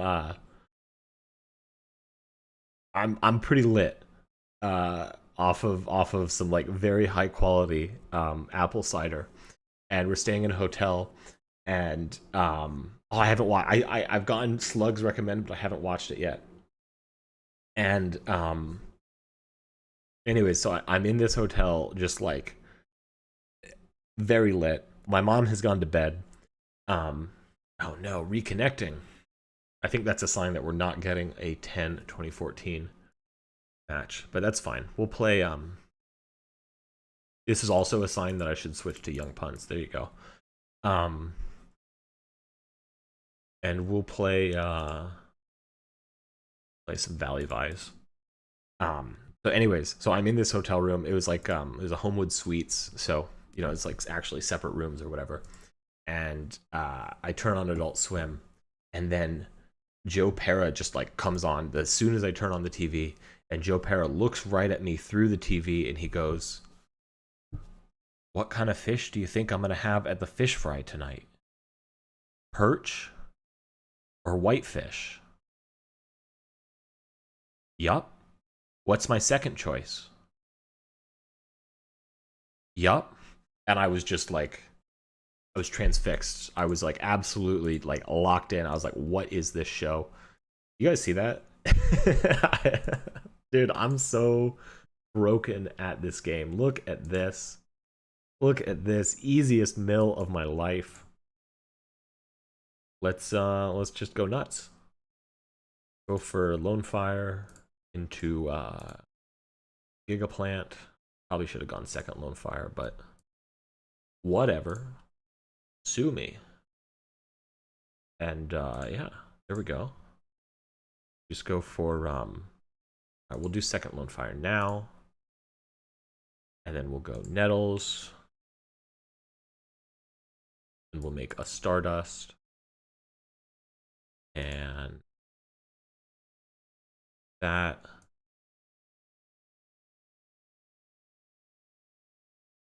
And yeah, we just put Titania on the field and set Judgment, and that's an FTK. Any more decks I enjoy playing in Edison? I like Aliens. I'll mess around with Aliens a little bit. I don't enjoy it so much these days because it's a boring deck, but you know, Hero Beat's cool. Hero Beat's fine. I don't like bird decks. Light Sworns. I like Light Sworns. I like Quick Draw Dandy. I don't know. I like high octane combo decks for the most part. I like decks with a gamble aspect. These are things I enjoy, but really, I gotta be honest, folks. I just play a lot of Gigavise. Okay. Sure. Honest over Stardust, that's fine.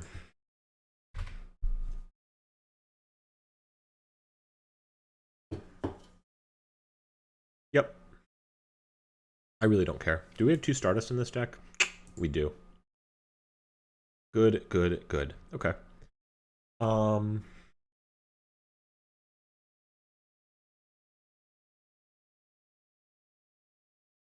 Yeah, let's just win the game. Oh shoot, I just lost the game, you guys. Sorry. Whoops. Sorry about that one, folks. Sometimes it happens. Anyways, we make Mistworm here.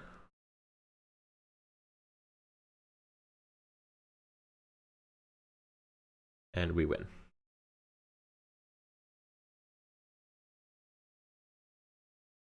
And we win. Scores is not a real Yu-Gi-Oh card. Do you guys know that? Oh, I just thought I have an excellent story to tell you guys. Let me tell you this. So, when I played at locals all the time, this is maybe like 2014 before hat format. I want to say early 2014, late 2013. I would just make some like goofy, silly, funny decks sometimes. And I was playing you know what I was doing? I was playing aliens. I was playing Rescue Rabbit aliens with King of the Feral Imps. So you would Rescue Rabbit to make King of the Feral Imps with 2 alien soldiers. Very fun, silly, bad deck. And then King of the Feral Imps, you know, would get you to Ammonite. And this guy, and I know exactly who it is, but I'm not going to say his name because that would be messed up. Who was like, he was very active on Duelist grounds, and you know, like, and he was friends with all the best players at the locals, but like, he had 0 accolades, and I don't have a ton of accolades either. Like, I'm not sitting here trying to pretend like I'm some sort of crazy Yu-Gi-Oh genius, because I'm just not. I'm just not. The best I've ever done at a Yu-Gi-Oh tournament is top 4 at a regionals. Okay, so I'm not some sort of next level, you know, insane in the membrane kind of player. That's just not the case. Can I have your Dunamis Dark Witch, please? May I have this? Thank you. Very cool. Ooh, Dust Shoot. I'm happy to see Dust Shoot here. I'm gonna set everything, because I'm a baller like that. Anyways, and I'm playing my silly alien deck, and he's playing Spellbooks. And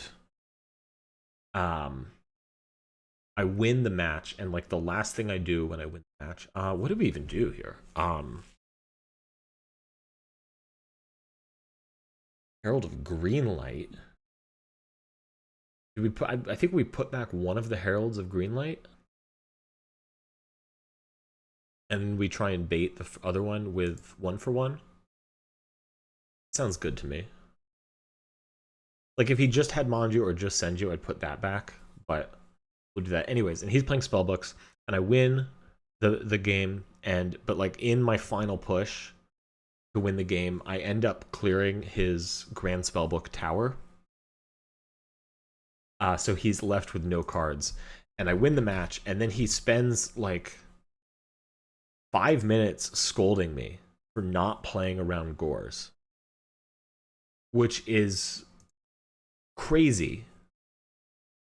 Crazy, I want to repeat, which is absolutely crazy, because folks, I don't know if you were aware or not, but in 2014, Gores was not played, and there is no world ever in which Gores is played in spell books.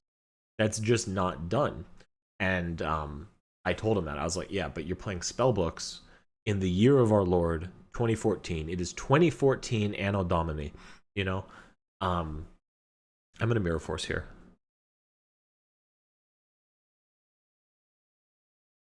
Like, I do not need to be concerned. Oh, that's beautiful. Is it good? Would you like to? You would not. Okay. I would like a DDR at this time. And I'm going to 1-for-1 here. And if he wants to greenlight it, I don't care, because I'm putting Plague Spreader Zombie in the graveyard. Oh, I get 2. Is 1-for-1 fine? He said 1-for-1 is fine. That's awesome. We're going to keep drawing cards with Cyber Valley here. Copy Plant and Miracle Fertilizer. Very cool. I think I want to draw more cards. I think I want... Oh, MST. Very sad. Sad. You know? Very sad. I'm not setting the judgment because I'm assuming he's going to demise and try and clear my back row, and I just want a torrential. And, you know, he can do that prio. So I want to kind of let him demise, and then we'll solemn judgment. I'll be honest, we are a little behind in this match. We're a little bit behind. I'm not sure. Ooh, read the Brave Wanderer. What's the dot doing? Guys, we almost had it down to blue. I'm going to need us to focus on up a little more. We definitely don't want the dot to be red. Nice. Sangan is a good draw. Sangan is a good draw.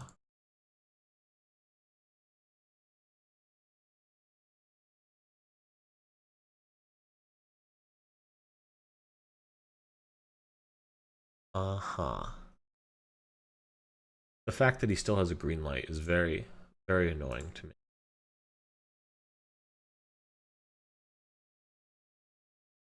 The green light is really putting a damper on things. Alright, Foolish Burial. Alright, okay.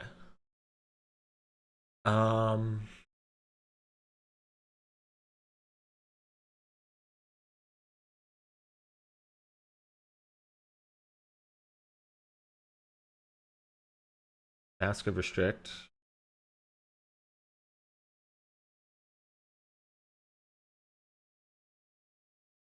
Am I being a scumbag here? No, I went standby main and then I waited for a long time. So I don't care. I get to do it. It goes through. I'm not being stopped.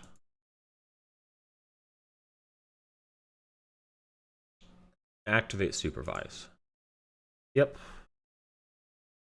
Yep, we knew that was coming. That's fine.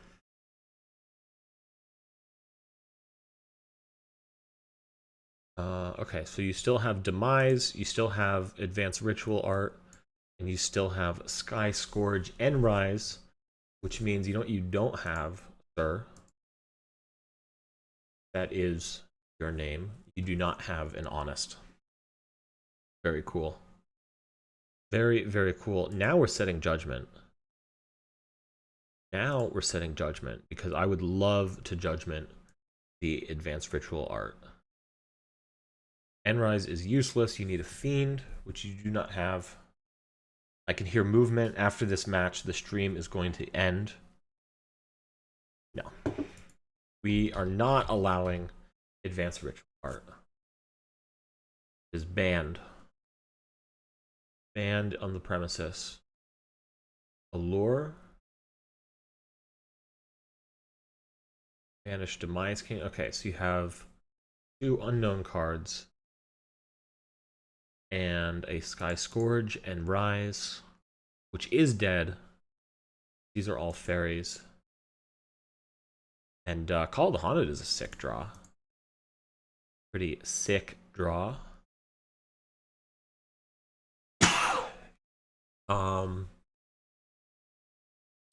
Too bad we don't have...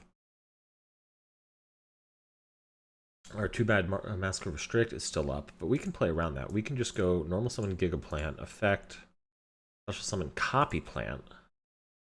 And we can go Foolish Burial. Or Dandelion. Get 1, 2 tokens up.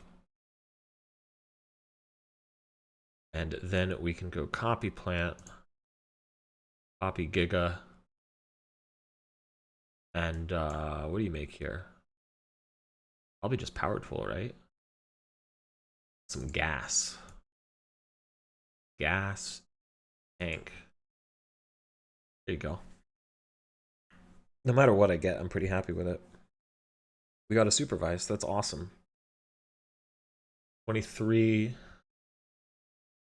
24. Question is now, do we set the Call of the Haunted? I think we do.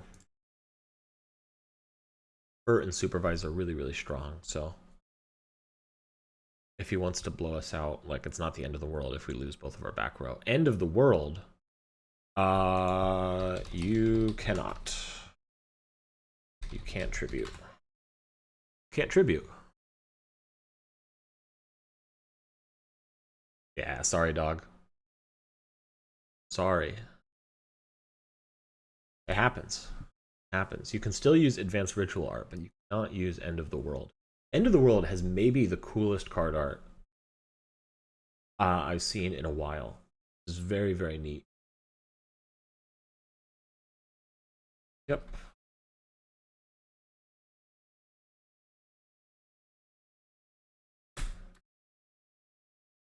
YouTube, well played. Very cool deck. Very cool deck. Very, very cool deck. All right. Nice. That was a good match. That was a good stream, you guys. Thank you all for coming and hanging out and watching. I had a lot of fun doing this stream. Twice as long just about as yesterday's stream. Going forward, the idea is that we are going to do a morning stream. I want to do it like I want to wake up before I start work, which is normally when I film my videos anyways, and I just want to do it as a live stream. That's the plan. And then we'll play some Yu-Gi-Oh! We'll hang out. It'll be cool. The streams are always going to be up and posted if you guys aren't wanting to wake up at 6 a.m. Eastern. That's totally cool. So look out for that. That'll be cool. We'll see how that goes. We might just go back to posting videos. I've also thought about maybe streaming on Twitch and then posting the VODs here on YouTube. We might try that. I feel like, and I could be wrong, I feel like the YouTube algorithm is not super jazzed about promoting live stream VODs the same way it is about videos. So we'll see about that. We'll see about that. But you know what? Before we go, I've done the Wordle today. I've done the connections today. There's no Learned League on weekends, but we can do the we can do this today. Let's see. This is a game that is in terrible taste, absolutely abysmal taste. Let's see.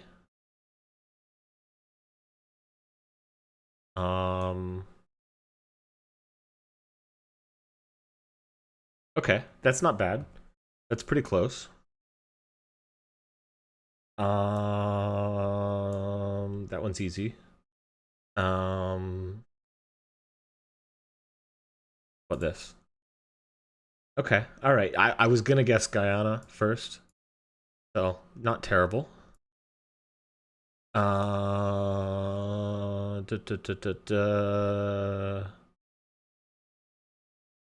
Nice, nice. That's a good guess.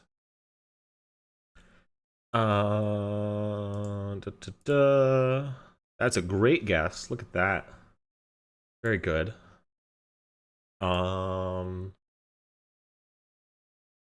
Okay. Where is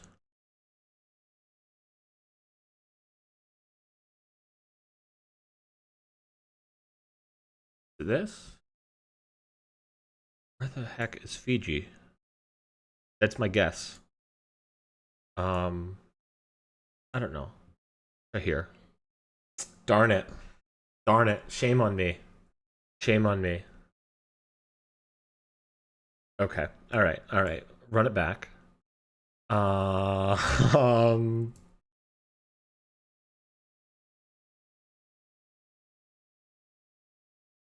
uh,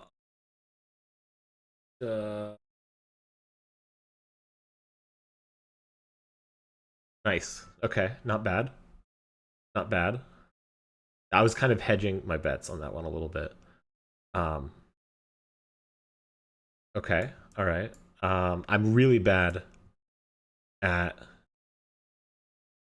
the North American ones. I want to say up here. See? Terrible. Awful. Awful, awful, awful. Okay. I'm pretty bad at the Europeans too, I'm not gonna lie.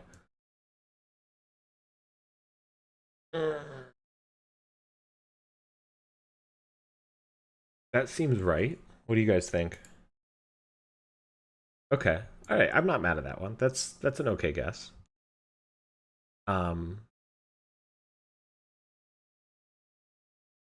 And that is gonna be okay. All right. Should have gone more inland. That makes sense. And then these folks. Uh-oh.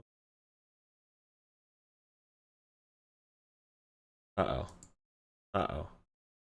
They Persian? They Iranian? No. Nope. Okay, alright. Not my best. Top 25% of today's players will try this one again. Or maybe not, because again, I am aware that this is in terrible, terrible taste. Alright, I'll see you guys tomorrow. Take care. Bye.